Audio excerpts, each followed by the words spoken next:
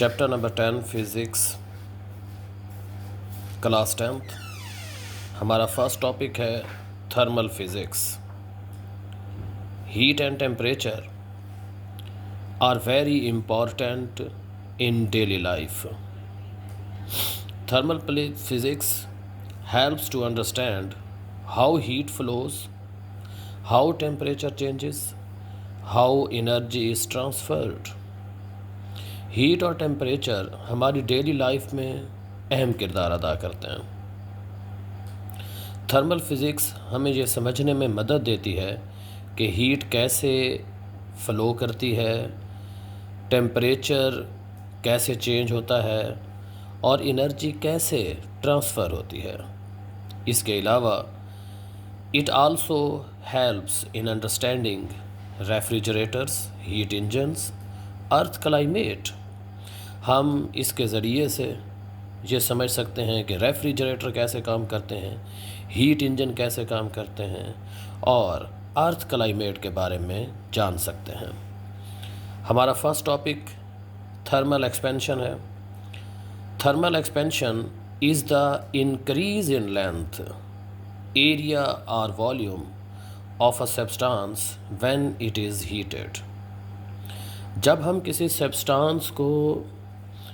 किसी सब्सटेंस को गर्म करते हैं तो उसकी लेंथ में, एरिया में या फिर उसके वॉल्यूम में इंक्रीज़ आ जाता है।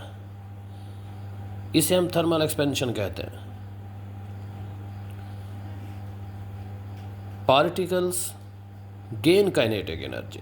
जब हम किसी सब्सटेंस को गर्म कर रहे होते हैं तो उसके पार्टिकल्स के पास काइनेटिक एनर्जी आ जाती है, यानी कि काइनेटिक एनर्जी में इजाफ़ा हो जाता है। वो ज़्यादा तेज़ी के साथ हरकत करते हैं और दे मूव फर्दर अपार्ट।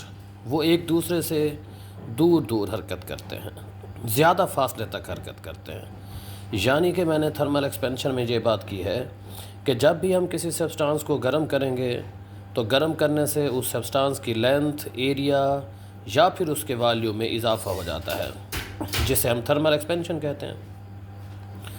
और जैसे ही हम किसी सब्सटेंस को गर्म करते हैं तो उस सब्सटेंस के पार्टिकल्स की काइनेटिक एनर्जी में इजाफ़ा होता है। वो पार्टिकल ज़्यादा तेज़ी के साथ हरकत करते हैं। इसके अलावा वो पार्टिकल एक दूसरे से दूर दूर हो जाते हैं, जिसके नतीजे में as a result substance expands. इसी तरह थर्मल कंट्रैक्शन में क्या होता है कि when a substance is cooled, जब हम किसी सब्सटेंस को ठंडा करेंगे तो उसके पार्टिकल्स की काइनेटिक एनर्जी लूज़ हो जाती है। वो पार्टिकल्स एक दूसरे के करीब आ जाते हैं, जिसका नतीजा ये निकलता है कि सब्सटेंस कॉन्ट्रैक्ट हो जाता है।